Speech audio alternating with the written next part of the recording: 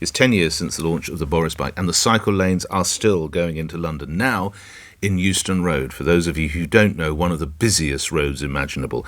It links, for instance, Paddington railway station to Euston, around 3 miles.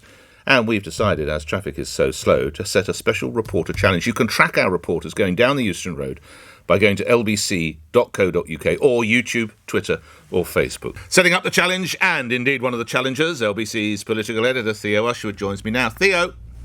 It's another one of your Nick Ferrari challenges. Good morning. We have to get a jar of marmalade, and I say we. James Gooderson, the reporter, is running. Matthew Thompson is on a Boris bike, and I'm in the car from Paddington Station, for Paddington Bear, of course, because he loves a jar of marmalade, down the Euston Road to King's Cross Station, and we're going to see who's going to win this challenge, because, Nick, we have been inundated with calls and messages on social media about the state of traffic in London as a result of these pop-up cycle lanes to encourage people to get on their bike. Now, of course, it is 10 years to the day since the introduction of the Boris bike. There are 90 million journeys on those bikes every single year.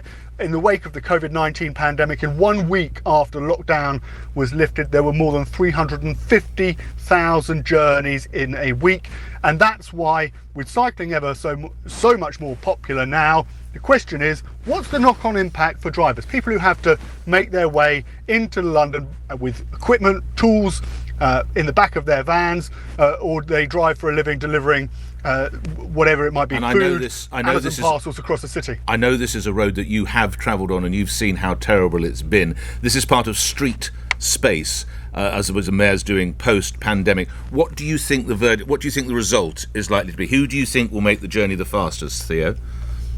I think Matthew Thompson is going to win, although James is wearing some rather natty sports kits, so he's going to be running as fast as he can. Okay. But I think I'm going to be well down in third place, because for a large part of it, it's been reduced to just one lane of traffic on one of London's most arterial routes. OK, let's go. It's 8:30 now, so let's start the challenge. James, Matthew, Theo, off you go. Start running, pedalling, driving.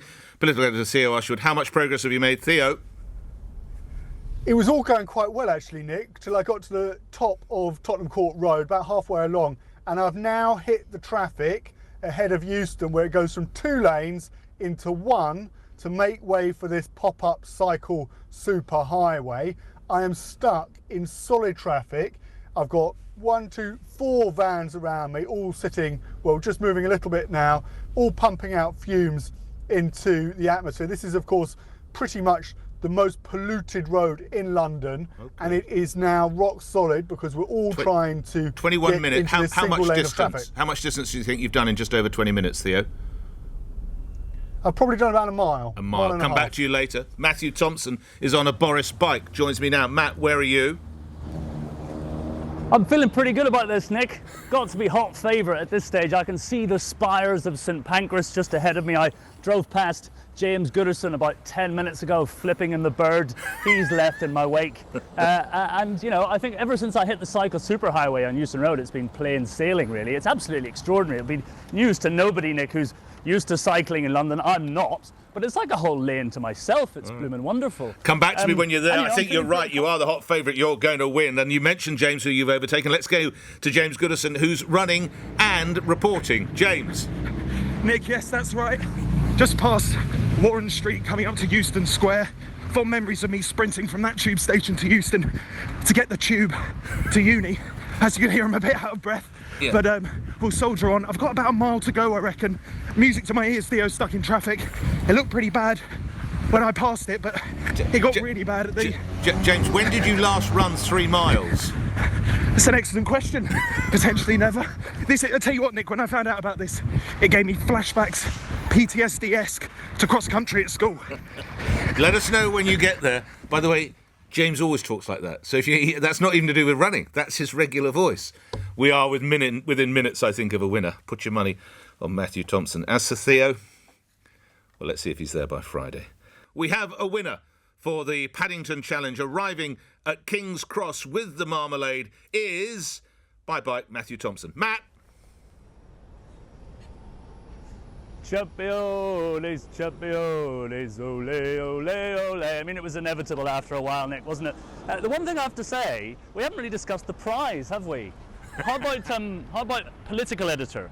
Should that have been in the balance? Theo's job, maybe? No, I tell you what you do. You get to keep your marmalade, and the other two have to donate it to company stocks. You are the winner of Paddington Marmalade. You're the winner of the Cycle Challenge. Who will come in second? We'll find out the other side of the news. Congratulations, Matthew Thompson. We have a silver medal now in our Reporter Challenge. 35 minutes ago, we set 3 reporters off from Paddington to get down to King's Cross Euston Road. This is as Euston Road, one of the busiest in London, comes down to just one lane.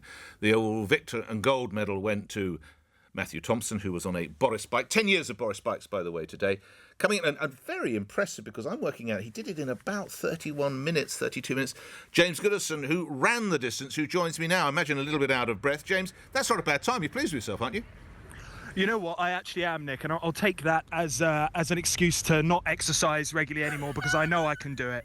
I don't need to do it regularly. I can prove I can do it. But honestly, it was an awful first start. I was panting. I was worried about the stitch, everything else. And then once I had a mile to go and I passed through Regent's Park, I saw the traffic building up. I heard Theo earlier on your show saying he was in gridlock. So I felt that confidence. I had that second wind, if you can have a second wind in a 3-mile run. And then I pushed through.